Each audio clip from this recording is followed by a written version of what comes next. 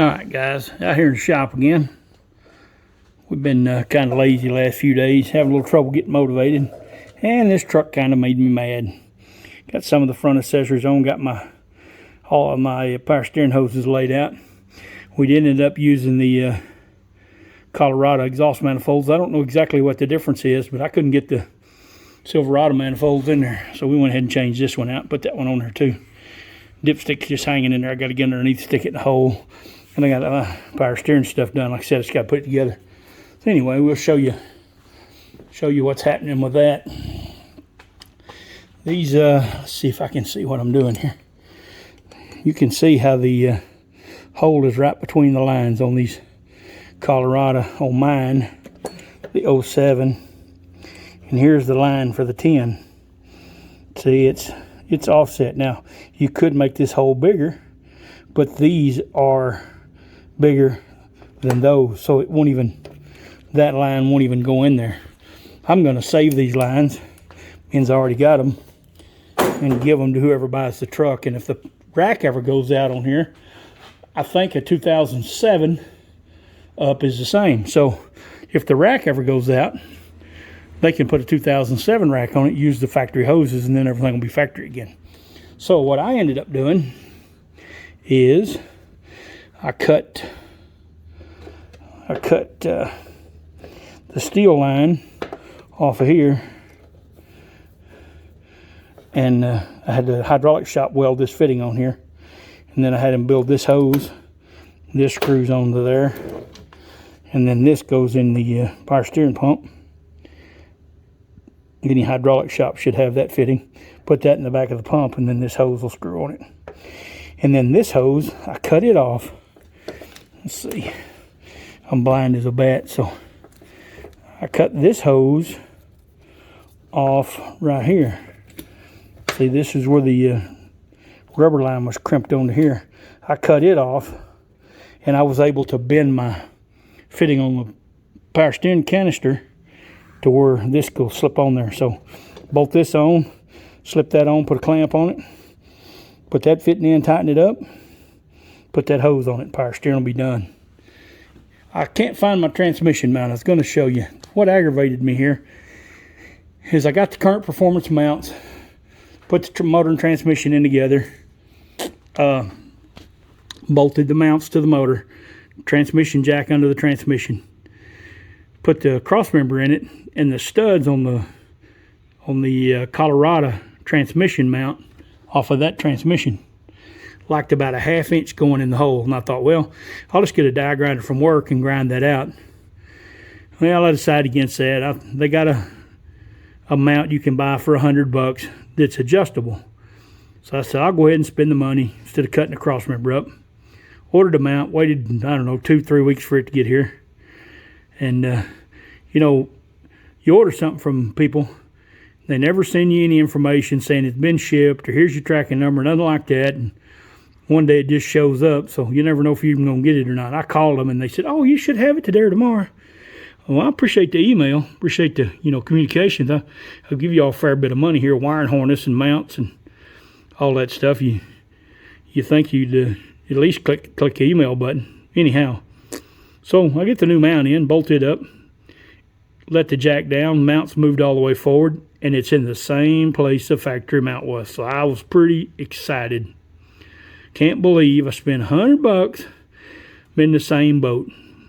Well, I get looking at the mount, and you can take the mount apart and flip it around, put it back together. And now the studs are where they need to be, right in the middle of the slots. But they're not wide enough to go in this cross member. How do you sell something like that?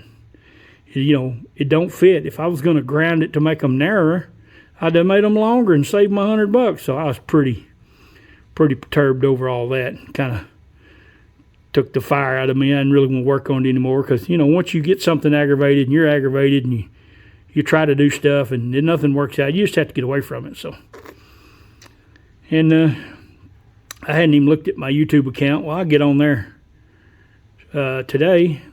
yesterday, and I picked up 6 or 7 new subscribers. And that was a shock. I hadn't got any new subscribers in a good while. So I appreciate all you guys. I'm to 156 now. I appreciate that. So anyway, we're going to get off of here, and we'll be back in a minute. We're going to put the power steering hoses on, probably put the belt on, probably put the factory radiator in it, and see if the what fan will work, because I haven't found an electric fan setup I like. My Wiring Hornets is Cummins set up for electric fans and E85, but I hadn't found any fans that I like that'll direct bolt on. And you know, as I've mentioned many times, I'm about 3/4 blind, and I can't do any fabricating, welding, and metal bending and that kind of stuff. You know, I can't see the measure tape and make it come out right. So I'm gonna try to make the manual work. I mean, I guess I could probably order a shroud, a V8 shroud, maybe. I don't know. See how all that's gonna work out. But we'll get some little work done, and we'll be back here directly. Well, here we go, guys.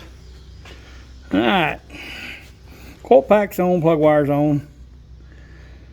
Put the AC line in. It's not hooked up. I ain't got the condenser in it, but I didn't want to forget it. Dipstick's in. Power steering's hooked up. Belts on it. Fans on it, and the i5 fan shroud is not gonna work.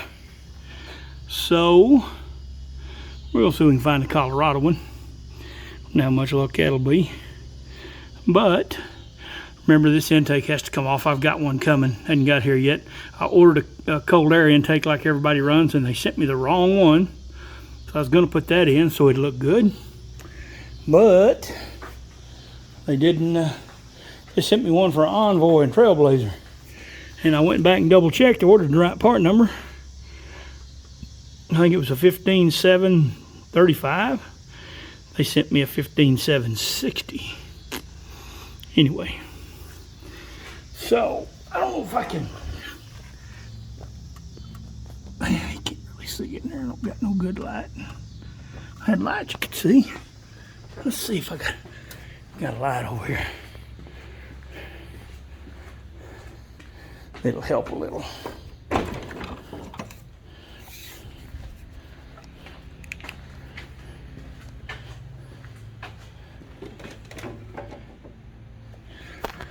See if that'll help us any. Oh yeah. Yeah, you can't really see, can you? The arms in the way and all that mess. But we got the power steering all hooked up. You can see where I bent the lever. I mean the return.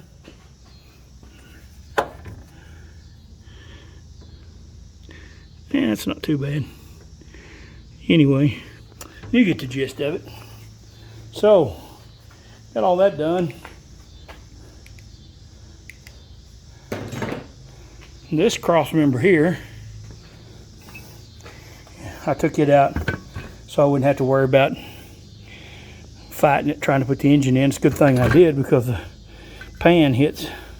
I'm going to trim that out for the LS pan. This has the truck pan on it. It's not really hanging down too low. I mean, unless somebody lowers this thing in the weeds, I think the pan will be fine. So like I said, we got the intake coming. So I could never get that nipple glued back right. Wouldn't stay. So I just ordered another one. Anyway, that's about all we got. About all the progress we made. It's Sunday afternoon. I did put the hood release bracket back in it. Had that out so I could reach through there and work. Anyway, I guess we'll call it for the day. Remember, like and tag, share it to your social media. Watch all my videos if you don't mind, even if you just turn it on while you're asleep and let it run through them. It'd be a big help. I got 156 subscribers, but I have one video only has 13 views, so if I got 156 subscribers, I shouldn't have a video under 156. But I mean, I could understand some of the big YouTubers got millions of videos, but I don't have that many.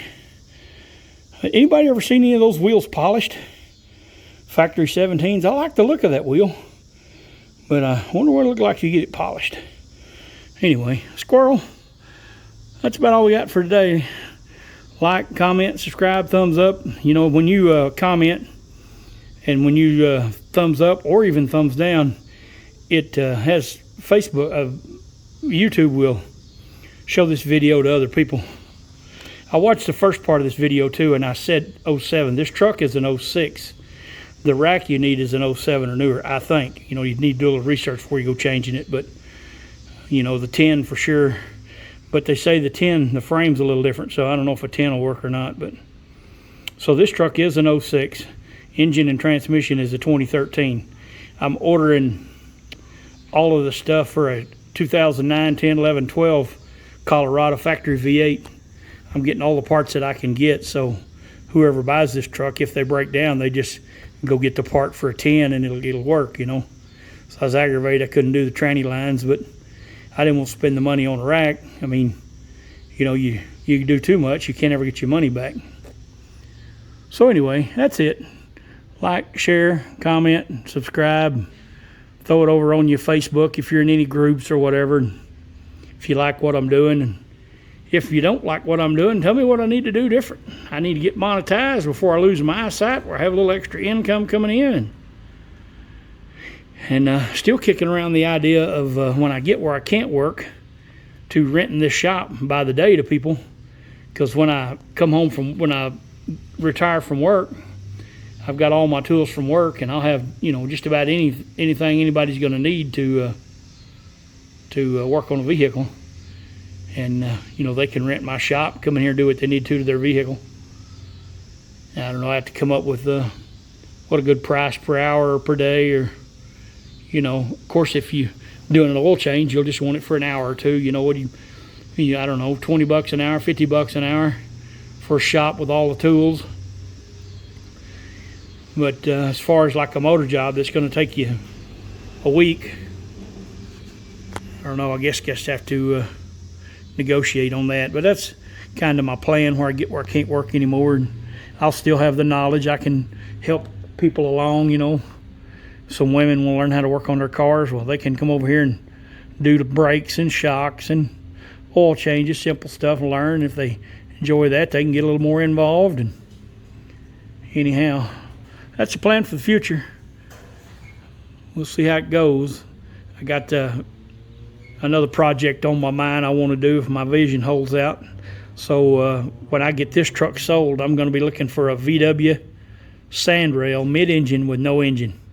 I'm going to build a high horsepower engine to put in it. I want a mid-engine so I can have the weight to the front. I don't know, drag race it or whatever, I don't know. But I got some ideas of something I think will be pretty cool. So I'll be, keep your eyes open for a deal on a Sandrail. If it's nice, I wouldn't mind having one I could put on the street too. So mid-engine 2-seater, mid-engine 4-seater. 4-seater would be great, but it's going to be lightweight and high horsepower. I wouldn't mind a 4-seater. You know, 4 people in it's not going to kill it. When it's probably not, it's probably going to weigh less than 2,000 pounds when you get done with it anyway. So anyway, if you see anything like that, comment, let me know. See anything I need to do different on this truck, comment, let me know. If you think I just need to hang it up and quit playing with YouTube, let me know that too. I can handle criticism. I'm a big old boy, got big old shoulders. All right, thank y'all for watching. Time to get ready to go to work.